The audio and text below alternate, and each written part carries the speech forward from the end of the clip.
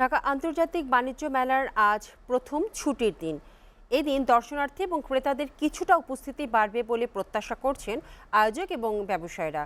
মেলার পরিস্থিতি তুলে ধরতে মাঠ থেকে সরাসরি যুক্ত হচ্ছেন আমাদের সহকর্মী সাজ্জাদ জাহান। সাজ্জাদ, বাণিজ্য মেলার আজ প্রথম দিন, তাও আবার শুক্রবার, তো ক্রেতা সমাগম আপনি কেমন দেখছেন?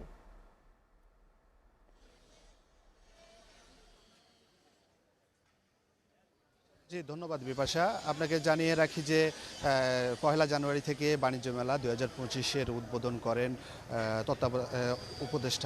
প্রধান উপদেষ্টা ডক্টর মোহাম্মদ ইউনূস।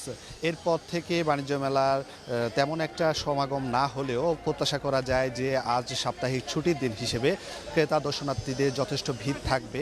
তবে আপনি জানেন যে শৈত্যপ্রবাহ বা যে হিমেল হাওয়া বইছে তার একটি প্রভাব বাণিজ্য মেলায়ও পড়েছে।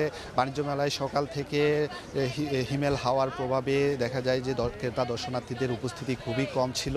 তার পাশাপাশি এখনও আমরা দেখতে পাই যে বাণিজ্য মেলার অনেকাংশে প্যাভিলিয়ন বা স্টলগুলো প্রস্তুত হয়নি।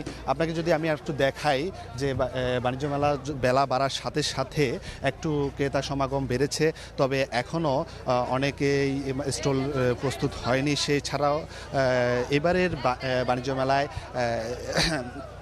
261টি স্টল বা প্যাভিলিয়ন বরাদ্দ করা হলেও এর মাঝে মাত্র 11টি স্টল হচ্ছে আপনার বিদেশি বা আন্তর্জাতিক, আর পাশাপাশি অন্য স্টলগুলো অধিকাংশ স্টল আমাদের দেশীয় পণ্য।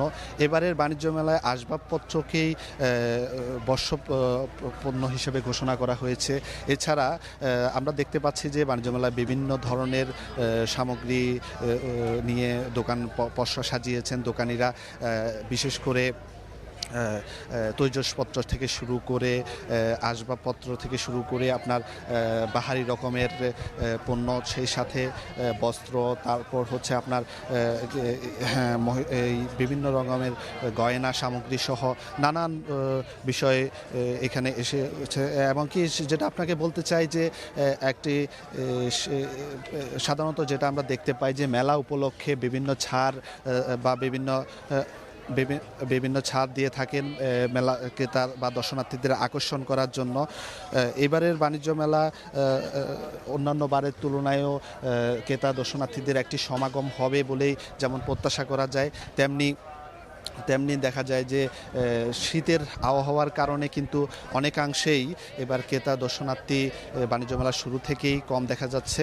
তবে আমরা যেটা কথা বলে দেখলাম যে মেলা অংশগ্রহণকারীরা যেটা বলছেন যে মেলার দিন বাড়ার সাথে সাথেই মেলার সমাগম, দর্শনার্থীদের ভিড় বাড়তে থাকবে, এমনটাই তাদের কাছে প্রত্যাশা।